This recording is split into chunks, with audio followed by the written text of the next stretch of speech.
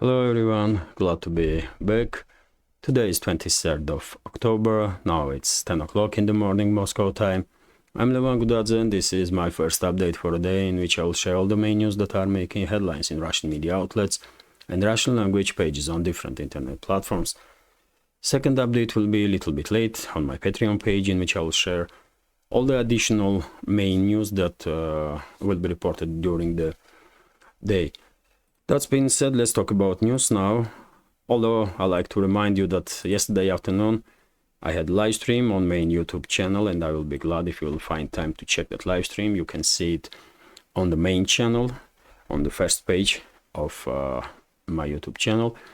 But anyway, let's talk about news and well, first of all, short summary of the situation on Ukrainian battlefield. Russian media outlets and Russian language pages, including military ones, didn't report about any significant changes on any of the sectors of the front line. It's usual stuff: artillery duels between the sides, reckoning force operations, drone wars, and well, local level skirmishes that not really influence overall situation now or in immediate future. There was some expectations that Kiev regime will conduct some mass crossing of Dnieper River in Kherson region, maybe simultaneously with amphibious operation in direction of Kimbursky Spit and also possibly in direction of Crimean Peninsula, western coast of Crimean Peninsula. But at this point, all Kiev regime was able to do is to conduct several suicidal operations of crossing of Dnieper River. And several Ukrainian units did pay heavy price for these orders from Kiev regime.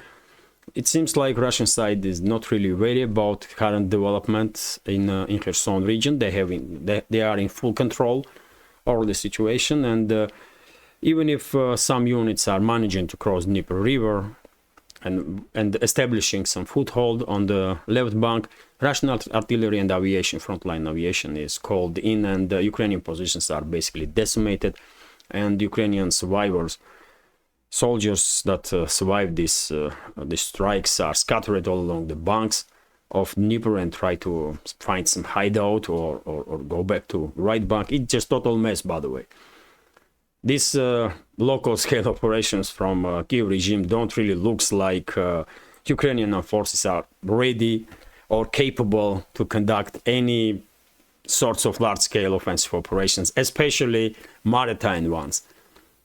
Crossings of huge rivers like Dnieper is, or conducting some maritime operation, amphibious operation in direction of Kimbursky Spit or Crimean Peninsula. I'm talking about large scale. Some small scale operations can take place. That's a small scale local skirmishes, but when it comes to some serious operations, Ukrainian armed forces at this point are just incapable of acting that way. They have no manpower, they have no qualified officers, they don't have professional military personnel to conduct any large-scale military operation whatsoever, in any of the sectors of the front line. But of course, Kiev regime still operates with several 100,000 armed, poorly trained maybe and poorly led, but still well enough armed militaries. And this mass of this Ukrainian militaries cannot be underestimated.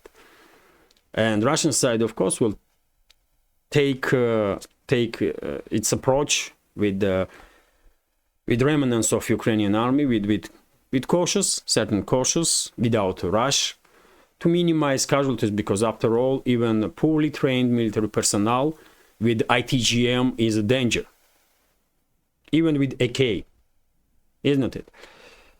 But when it comes to large-scale operations, man, I was skeptical from very beginning when these rumors began that Ukrainian side may conduct some mass crossing of Dnieper River in these days and some amphibious operations. And I'm skeptical now. I mean, I just don't see how this so-called Ukrainian army can conduct such operations, man. It's not happening, man. And by the way, also recently, Donetsk direction was especially active from Marinka to Avdiivka, but it seems like Russian forces did finish their first stage of offensive operations in direction of Avdiivka. This town is in operational encirclement, and well, now it all depends on reaction of Kiev. Russian side established trap in Avdiivka, like Russian forces did in Bakhmut.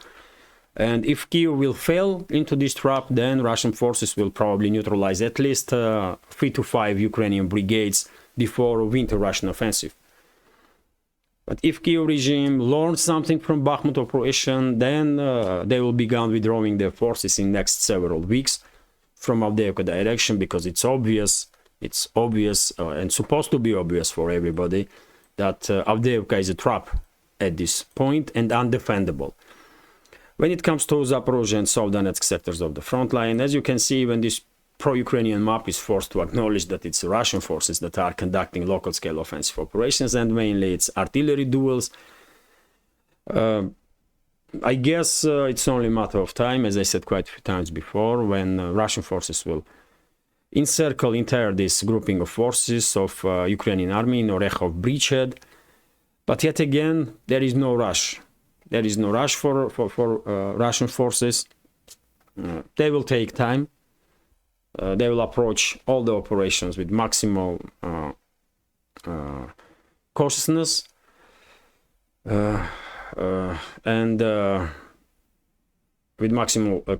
and whenever it will be possible to encircle this group of forces, that's what will be done. And also, by the way, Russian forces are quite active in South Donetsk sector of the front line, especially in between areas of Vremelsk salient and Uglidar.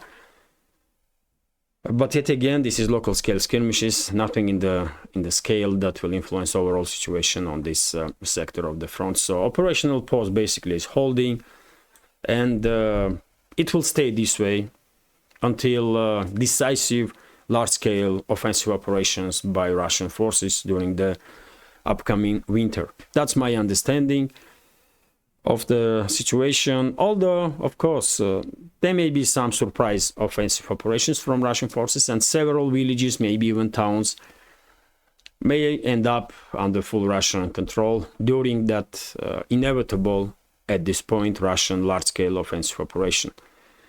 Well, this is it for a short summary of the situation on the battlefield. I remind you, dear friends, that if you are interested in more precise, detailed information about these local level skirmishes, there are several channels that I recommend in this case that devote much more time to this detailed discussion of situation on the front line. Of course, I'm talking about military summary, I'm talking about DPA war, and I'm talking about personal channel of Alexander Merkuris, host of the Duran show. These channels provide greatly detailed information and great content for all of us on daily basis, by the way. And you can see link to those channels under this video in description box, where a recommendation list is with a dozen of great channels that I do watch on a regular basis. Well, that's been said, let me say a few words about my channel also. And note that this project with several channels on YouTube and Rumble and Telegram exists solely thanks to support of members of our community, and I will be immensely grateful if you will also consider to support with small donations through PayPal, Buy Me a Coffee, or by subscribing to my Patreon page, on which, by the way, I do try to upload some extra content on a regular basis. That being said, let's talk about some additional news now. And RIA Novosti is reporting that, well, head of DPR, Donetsk People's Republic, Yan Gagin, did made a statement that Ukrainian forces lost several thousand military personnel during the last several weeks in Donetsk sector of the front line. This is quite understandable news, because Avdiivka is a Donetsk sector, and previous week Russian forces did conduct the surprise offensive operations, which which was quite successful. And as I said, Avdiivka now is a trap, and it all depends now on Kyiv's next steps. Will Avdiivka become a second Bakhmut or not? If Ukrainian forces began to withdraw from Avdiivka, which is quite unlikely if you take into account experience, previous actions of Kyiv regime or approach of Kyiv regime. But anyway, if Ukrainian forces will begin to withdraw from Avdiivka and surrounding areas, then, well, this trap would not work.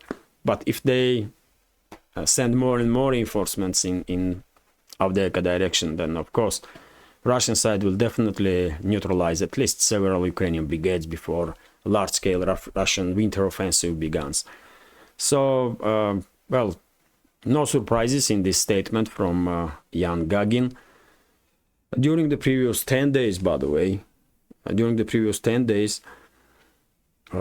Ukrainian side lost about 7,000 military personnel, more than 300 different type of military equipment, from tanks to armored personnel carriers and pickup trucks that are used by Ukrainian forces, several dozens of artillery pieces, and what is also important, more than 10 different type of aircraft, more than 15 even, aircraft and helicopters. It's up to 10 MiG-29s, by the way, if not more. I'm not remembering now exact number, but it's around about 10 MiG-29 fighter jets.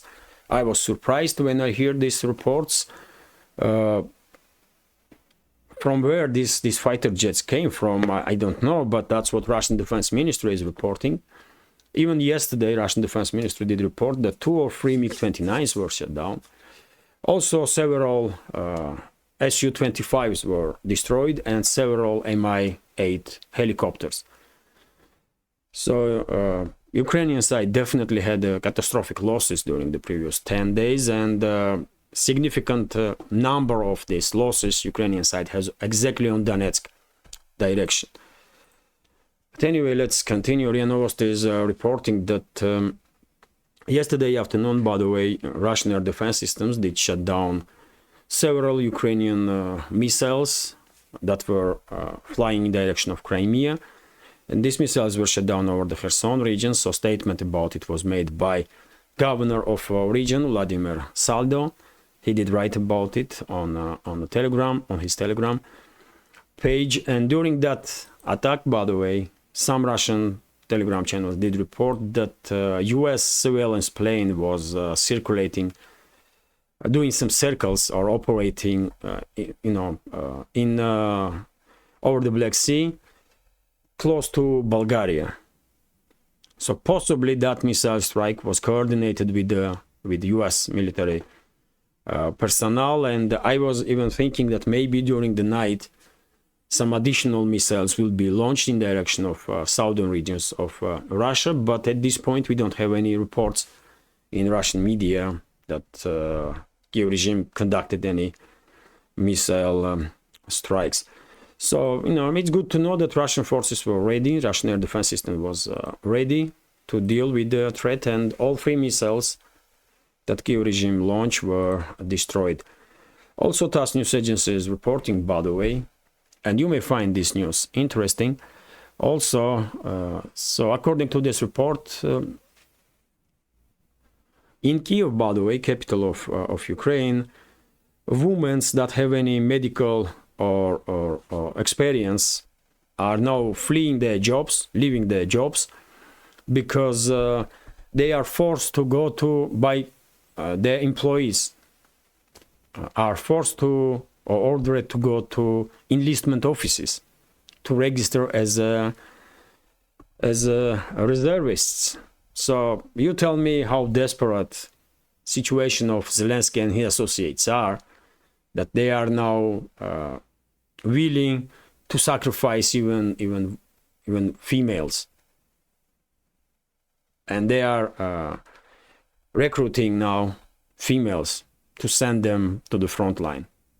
It's a horrible what is going on. And by the way, in this article from TASS, we can read that experts are expecting new waves of refugees from Ukraine exactly because of this development. And now females that have any medical experience probably will try to somehow flee Ukraine. And dear friends, next major topic is of course Middle East and situation in zone of escalation between Israel and Palestine. And RIA Novosti is reporting that already 1.5 million residents of Gaza did flee their homes. This information is based on local government, which is associated with Hamas, and one may take this number with pinch of salt, but after all, Israel itself demanded more than 1 million people to be evacuated just several days ago from the northern parts of Gaza Strip. So probably, definitely around 1 million or maybe more people already were forced to flee their homes. It's a humanitarian disaster, of course, and world should get involved in this crisis to achieve ceasefire. But unfortunately, at this point, seems like this further escalation is unstoppable. Also, TASS news agency is reporting, by the way, that that's quite strange news. I did report about it yesterday during the live stream and also on my Telegram that Israeli tank, according to Israeli officials, Israeli tank opened fire by mistake in direction of Egypt's checkpoint on the border with Gaza, and two Egyptian military personnel was wounded during that strike. Israel did apologize to Egypt for this incident, but what I find interesting is that how can tankers fire by mistake? I mean, is it even possible? Why you have a shell in the barrel of the tank when you are on the border with Egypt, and when civilians and refugees are using this border crossing to escape from this disaster that is unleashed in Gaza Strip? Why you have a shell in the barrel, for God's sake? How it's even possible to fire from the tank, by the way, by mistake? I don't understand this. I don't know. But that's what is reported by media. And also, by the way, TASS news agency is reporting that Tzahal or IDF, Ukraine, Israelis armed forces, Israeli armed forces did make statement that they may postpone military operation in the Gaza, or maybe even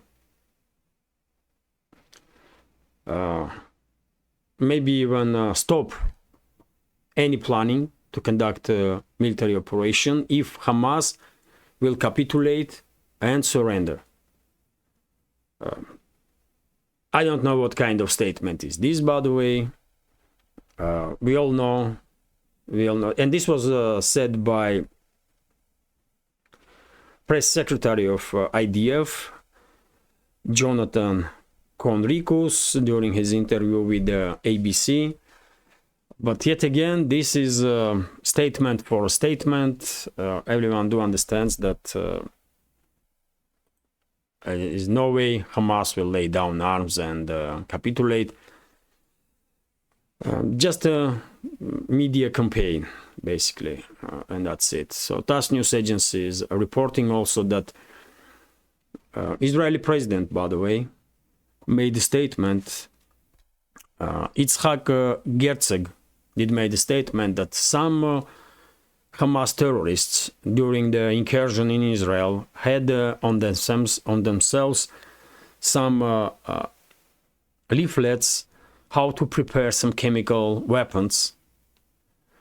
Well, chemical weapons have to be brought in, isn't it? To even more escalate or aggravate situation. And well, that's what Israeli president did. They brought this topic of chemical weapons. Maybe, by the way, Hamas terrorists had some leaflets with how to prepare chemical weapons, but I was thinking that chemical weapons are a little more complicated and they cannot be created by people who don't have any special knowledge or education on the kitchen. So therefore, I mean, I don't see any logic to give just ordinary armed people or fighters or terrorists these leaflets how to make some chemical weapons. It's a little more serious stuff than some random people can do. But well, this topic of chemical weapons have to be brought into discussion, and well, Israeli president just did it. At least for now, we don't have reports that this Hamas terrorists used chemical weapons. But maybe it's only a matter of time, and President of Israel or maybe Prime Minister will come up with such statement also. At this point, anything is possible, anything goes. No one, no other side is cares about truth or dignity. They are acting like, what and how. Anyway, let's continue. Israeli army did made also a statement that current operation in Gaza will be last one. And well, I guess Israeli forces are preparing to deal with the issue of resistance in Gaza Strip forever. And how they gonna do it? Of course, formally or officially, they will say that they are fighting Hamas terrorists. And that's what they are saying. But to deal with the resistance, Israel either have to recognize independence of Palestine and leave Palestine alone, either the government of Netanyahu will try to force all the local residents out of Gaza Strip. And you tell me which one is more realistic based on current developments on the ground.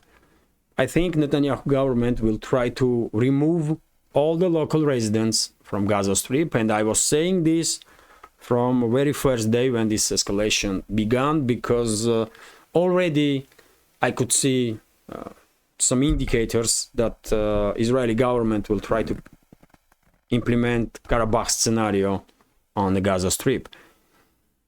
And this statement basically also can be seen as an additional indicator that that's exactly the case that we will see.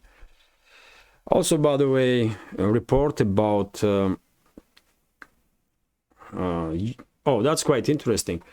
So according to New York Times, by the way, US did ask Israel to postpone its military operation, not just because Washington wants to save hostages that are held by Hamas terrorists, but also because US wants to make sure that it's ready, US military personnel in the region are ready for possible escalation, for any possible escalation. And in recent days, by the way, we did see many attacks on US bases on Iraq and Syria, and even one US destroyer, it was destroyer if I'm not mistaken, did come under fire from Houthi rebels from Yemen.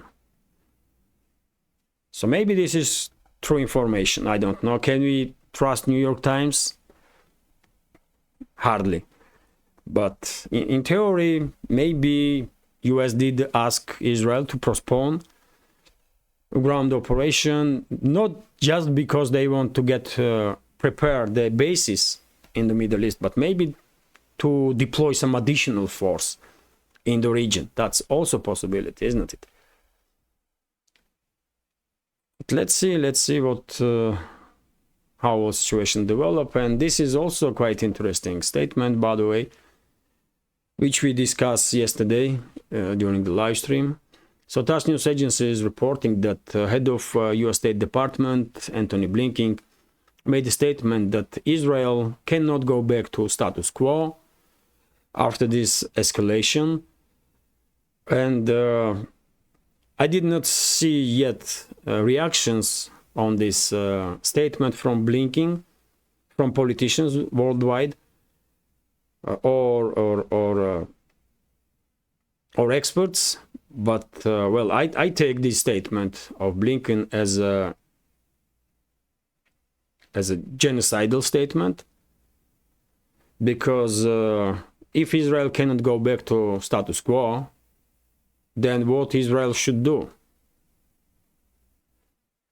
And yet again, one may argue that, you know, Blinken means Hamas has to be destroyed and Hamas no longer can exist or be in charge in Palestine. Problem is not just Hamas, by the way. Hamas is a product of Israeli occupation. If Israel is not willing to accept independence and recognize independence of Palestine, they may destroy Hamas today. Tomorrow, some other organization will emerge from resistance, because that's what happens when you pressure people into a corner. And at this point, I did not see any indicators that Netanyahu's government is willing to even discuss independence of Palestine, this two-state solution. So in that case, Blinken's statement that Israel cannot go back to status quo, definitely genocidal one, that is basically encourages Netanyahu's government to force out all the locals from Gaza Strip under pretext of fighting with Hamas terrorists. And that's what is going on right now, by the way. I just said a few minutes ago that, well, according to some reports, already 1.5 million people were forced to flee their homes. And vast majority of these refugees will, of course, instinctively will go to the southern part of Gaza Strip, close to border with Egypt.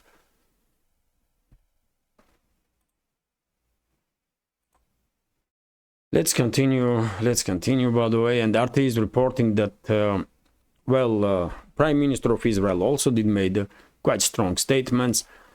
Netanyahu said that if Hezbollah will get involved in this confrontation between Palestine and Israel with full force, then Israel will destroy. Israel will bring unprecedented destruction to this Lebanese political and military organization. And dear friends, also quite interesting why Netanyahu is making such a statement when it's obvious that Hezbollah is not engaging in this confrontation with Israel with full force. There are some borderline skirmishes when Israeli forces are shelling Hezbollah positions and Hezbollah fighters are shelling Israeli positions. They are constant, this local scale borderline skirmishes, but Hezbollah has tens of thousands of highly capable military personnel, more than 100,000 probably. And if Hezbollah wanted to get engaged in this conflict between Israel and Palestine, and if they had any plans to do so, they will do it from very beginning, to use this surprise effect, to maximize surprise effect. But they did not, because I'm quite sure Hezbollah had no idea what these Hamas terrorists were planning. Isn't it? And by the way, after all, since the beginning of this escalation, it's almost like 2 weeks now, and Hezbollah never made any statement that they are preparing or planning to get involved in this confrontation.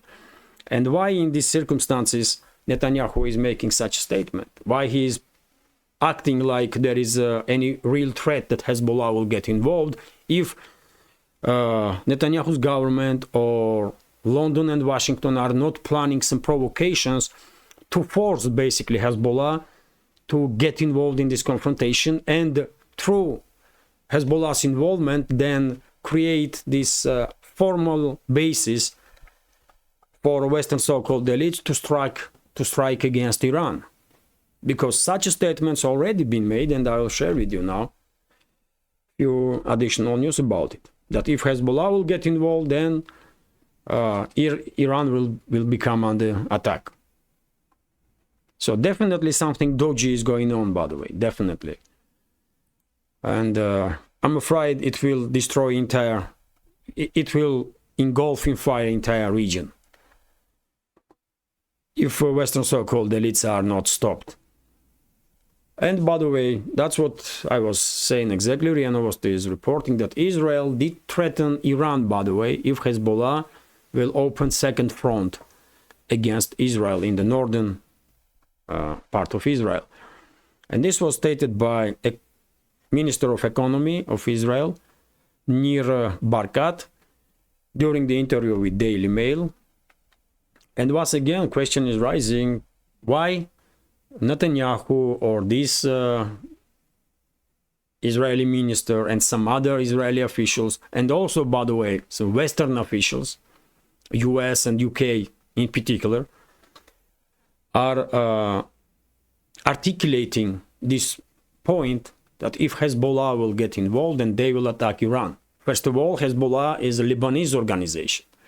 They may have some connection with Iran, and Iran probably supports Hezbollah and always did. But after all, Hezbollah is Hezbollah, Lebanese organization, and Iran is a very different state. So where is the logic, first of all? And secondly, is not this kind of statements some kind of media operation to prepare ground for to strike Iran? That's how I see it anyway.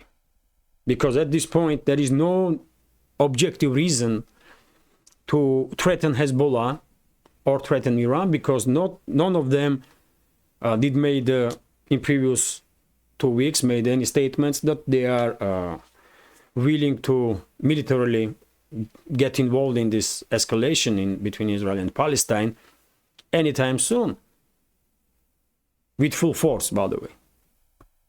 So definitely something dodgy is going on, and probably London and Washington, with of course participation of Netanyahu's government, will conduct some provocations against Hezbollah to provoke large-scale confrontation between Hezbollah and Israel, and then Western so-called elites will use this escalation as an excuse to strike Iran. And that's why, by the way, in my understanding, US and 2 aircraft carriers in the Mediterranean and some additional military assets will be deployed also. Large amphibious warship was also sent to Mediterranean with the landing force. Additional aircrafts have been deployed into Middle East, and the manpower also on the ground. Some other NATO members, by the way, also making statements that they are considering to send their Navy assets to the Middle East, including United Kingdom, by the way. And possibly all these preparations are not to send any messages to anybody, to any third party that may get involved in this confrontation, but to provoke larger confrontation, by the way. And I did spoke about it many times before, and I will repeat if I may, that if we take a look at the map, you can clearly see, by the way, that if US will provoke, first of all, confrontation between Israel and Lebanon, and then between Israel and Iran,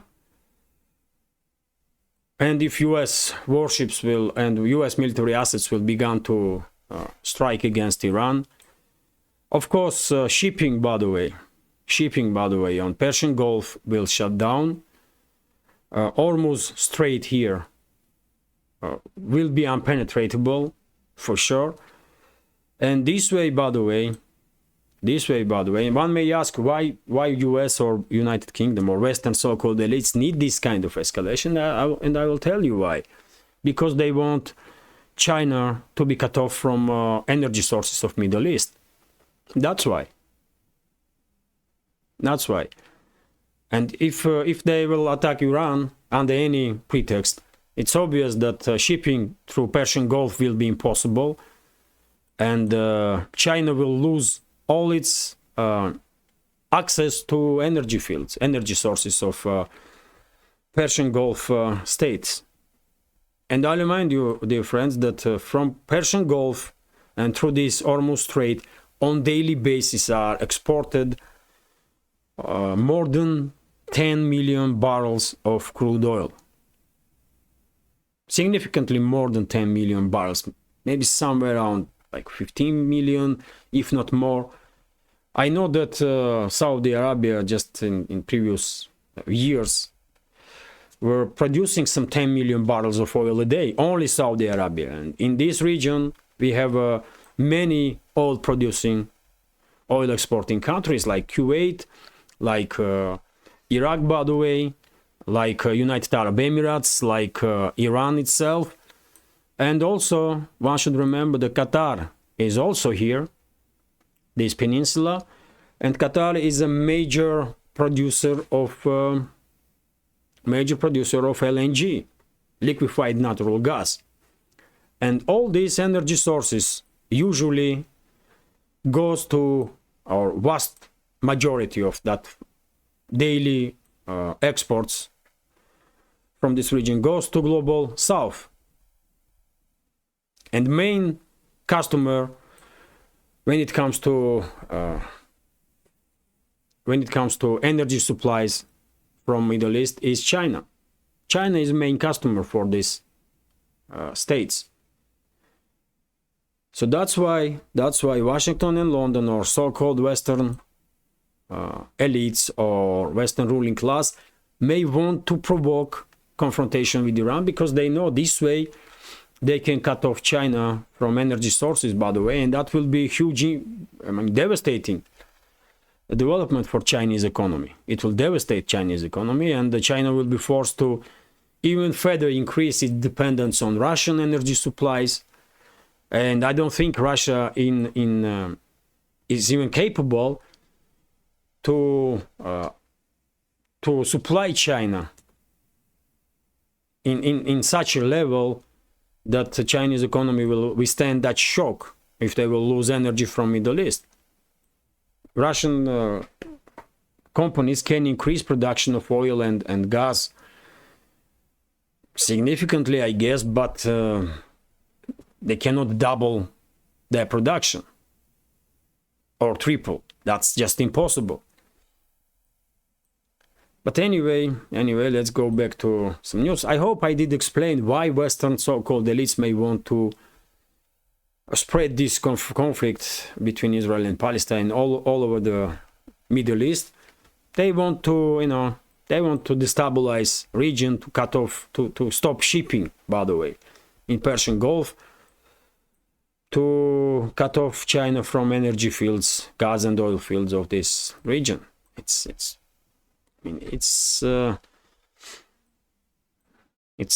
too clear, isn't it? It's just too clear, by the way. But anyway, let's continue, and well, and if world will not get involved, by the way, then I'm afraid exactly that will happen. Western so-called elites will further escalate this conflict. And dear friends, we have a reaction from Iran on threats from Israel and Israeli officials.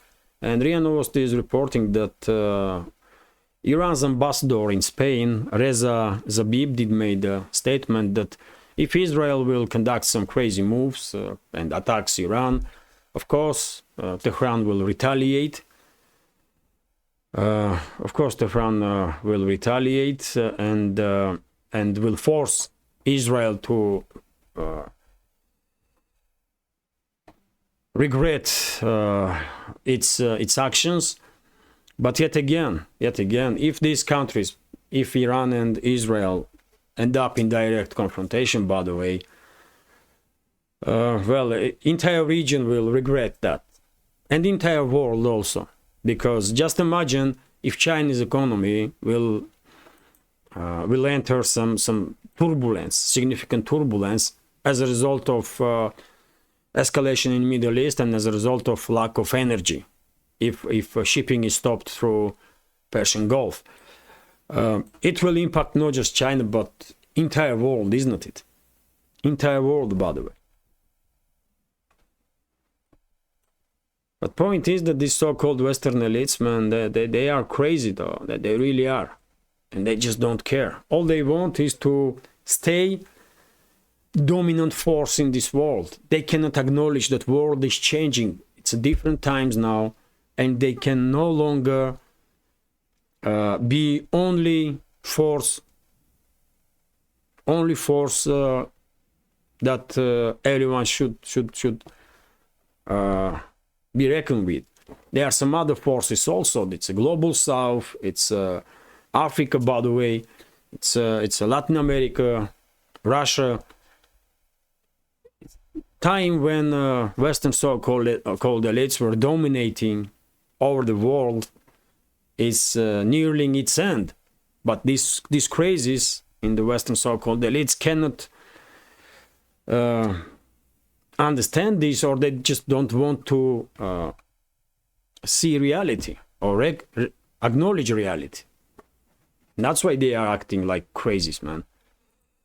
But anyway, this is also very interesting news. By the way, China, according to Lenta.ru and many other media outlets also did report about it, and I write post about on my Telegram also. China sent 6 its military warships to the Middle East. Dear friends, in previous days, when I was thinking about possible developments in the Middle East, I was thinking maybe, I was thinking to myself, what can China and Russia do to somehow prevent further escalation between Israel and Palestine, to make sure that this conflict will not engulf the entire region, especially will not provoke conflict between Israel and Iran. And one of the points that I come up with was China and Russia to send its military warships in shores of Iran and in direction of basically Middle East, maybe even in Mediterranean, but Persian Gulf and western part basically of Indian Ocean will do the job, I guess. And yesterday some media outlets did report about this development, that 6 Chinese warships have been deployed towards Middle East. And this is a message, of course, from China to Western world and to Israel. And I guess maybe Russian fleet, Russian warships will also join this attempt from China to de-escalate, to make sure that this conflict between Palestine and Israel will not engulf the entire region, because not Russia, not China, not any other country, by the way, outside of Western world is interested in further escalation of this conflict. It's only Western states, or I should say Western so-called elites, or ruling class is interested in further escalation. And one way to stop them is to send military warships into the Middle East and clear message to the West that Russia and China will not allow anybody to attack Iran and to distract shipping in the Persian Gulf.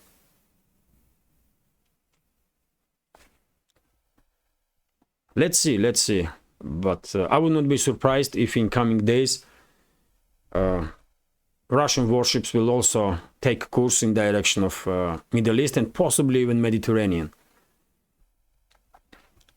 Anyway, let's continue. TASS news agency is reporting that a representative of China will visit Saudi Arabia and United Arab Emirates and will discuss this escalation between Palestine and Israel, which is once again, by the way, move from China. This one, I mean, diplomatic move to make sure that there will be no escalation in the Persian Gulf, because world don't need this, by the way. World don't need this, and I'm quite sure China will do its best to keep calm between at least between Gulf states or kingdoms, especially when it comes to relationships between Iran and Saudi Arabia. As long as Iran and Saudi Arabia are in peace, well, it's gonna be quite difficult for Western so-called elites to provoke regional war, at least between Iran and Saudi Arabia. But yet again,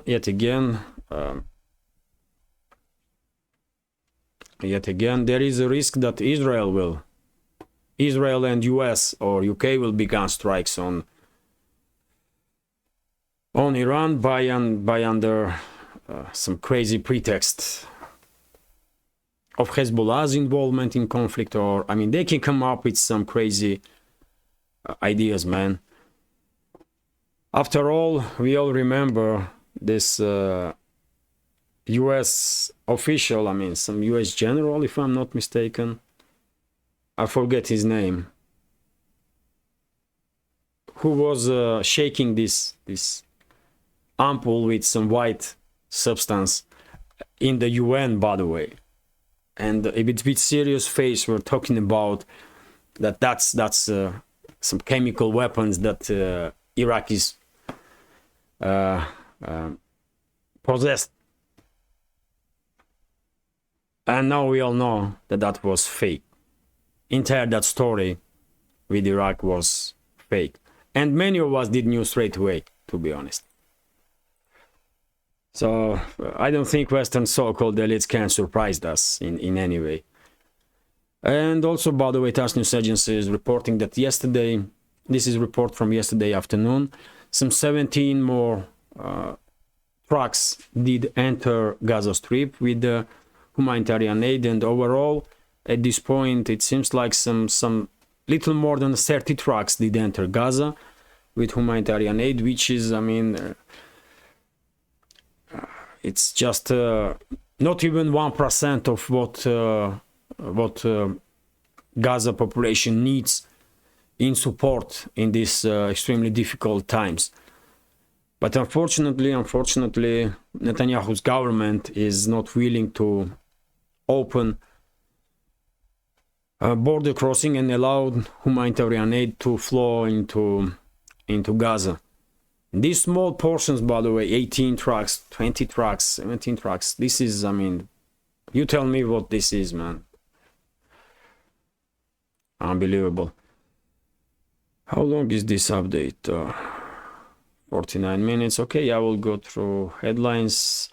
Some other news, by the way. RIA Novosti is reporting that Italian government may further increase control over the internal borders of EU. Italy just recently basically shut down its borders with Slovakia, if I'm not mistaken, or Slovenia with Slovenia. And well, we have statement from Defense Minister of Italy, Guido Crosetto, who said during the interview with Corriere della Sera, I guess newspaper or magazine, that well, Italy may conduct further steps to increase control over the borders because of the threat of massive entry to the Italy some refugees. But yet again, if a conflict in the Middle East will further escalate, by the way, of course it's just inevitable that there will be huge waves of refugees again, and many of them will of course go towards Europe, towards Western states, because those Western states are the ones that are destroying livelihoods of people in the Middle East and worldwide, for God's sake. That's the reality. It's the Western states that are destroying entire countries, by the way, and livelihoods of millions and millions of people. And then this, then very same Western states are not happy that there's so many refugees. Then why you destroy those countries? Why? Let's continue. TASS news agency is reporting that leaders of foreign ministries of Azerbaijan, Armenia, Iran, Russia, and Turkey will have a meeting today in Tehran, and they will discuss peaceful solution in relationships between Azerbaijan and Armenia, and maybe this will be 3+3 format, and maybe sides will reach some agreement. That will be good for both states and the region also, although I am quite skeptical, to be honest. I don't think Azerbaijan and Armenia will fully de-escalate anytime soon. That's unfortunate reality on the ground there. And RIA Novosti is reporting that Russia and Iran may abolish custom. Let me translate this, by the way, because I'm not always remembering some specific terminologies. So Iran and Russia have agreed to remove customs duties on imports of goods from the two countries by March 2024. So, well, this decision will of course make trade between the sides much easier, because there will be less to pay in taxes, and of course it will support businesses in both countries to increase their trade. And as I said quite a few times before, by the way, Iran is definitely becoming one of the major economical partners of Russia, and this constantly improving relationships between Russia and Iran is definitely beneficial for both sides. And well, great. What I can say, that's a great development. And RT is reporting that EU fears new winter gas price crisis. Well, despite the fact that underground gas storage facilities are full in Europe, almost 100%, at 97 point something percent, because of this escalation in the Middle East and the risks that this conflict between Palestine and Israel may engulf the entire region and disrupt shipping through the Persian Gulf. And there, as I just mentioned a few minutes ago, Qatar is located, which is a major exporter of LNG, and Europe is one of the major buyers of Qatar's LNG. Gas companies or energy companies of Europe may try to minimize risks, and they can of course increase prices on gas artificially. They will use any excuse, by the way, to increase gas prices anyway. And now they have this escalation in Middle East, and of course it's highly likely that these greedy companies energy companies in Europe will try to use that situation in their benefit to demand a higher price for gas. Let's continue. RT is reporting that EU state to speed up ban on imports of Russian oil. Yet again, by the way, some crazy stuff from yet another European state.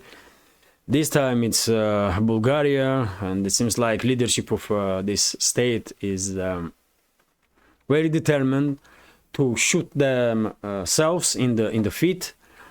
That's what this is. If they want to ban Russian imports of Russian oil, but well, good luck with it. I mean, with this, what I can say, man.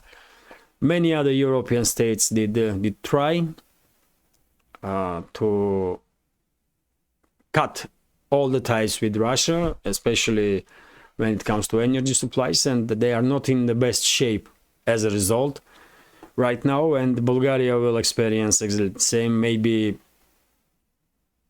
Bulgaria will be forced to deal with even greater difficulties than some other European states, especially because of economical situation in Bulgaria.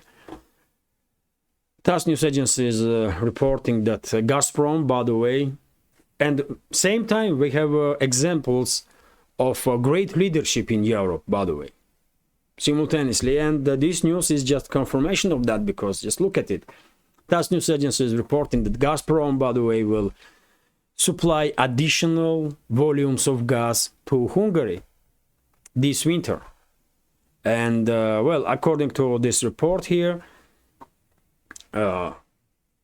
Gazprom already did deliver to Hungary 1.3 billion cubic meters of gas over the contracts between the sides. This is additional volume, and before end of this year or during the winter time, Gazprom and Hungary did sign the deals that Hungary will have an opportunity to receive from Russia even more additional volumes of gas. So that's the right approach. Leadership of Hungary is trying to make sure that they have enough energy sources as cheap as possible, so that citizens of Hungary are happy. They don't have to pay like twice of price or 3 times more than, let's say, citizens of Germany or UK or any other country that are acting very differently, or Bulgaria for that matter.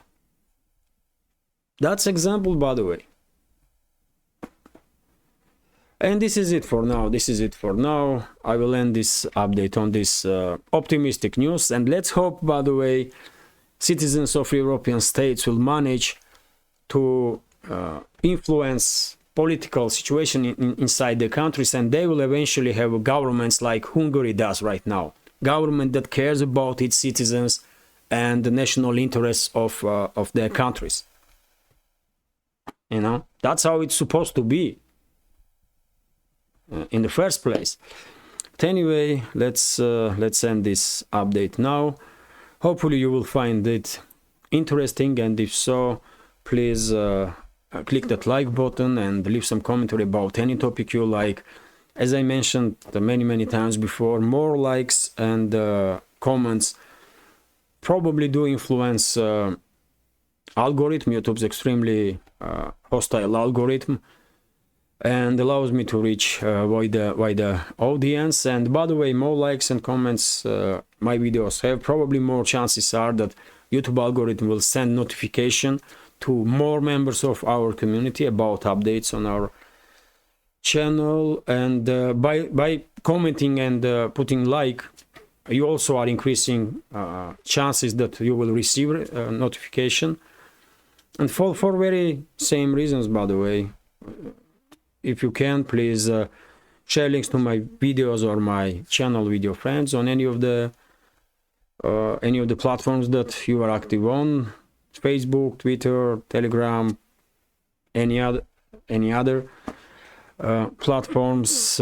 And well, if you think this channel is interesting and informative and deserves to exist in this field of news and political commentary, please consider to support my work with small donations through PayPal, Buy Me Coffee, or by subscribing to my Patreon page.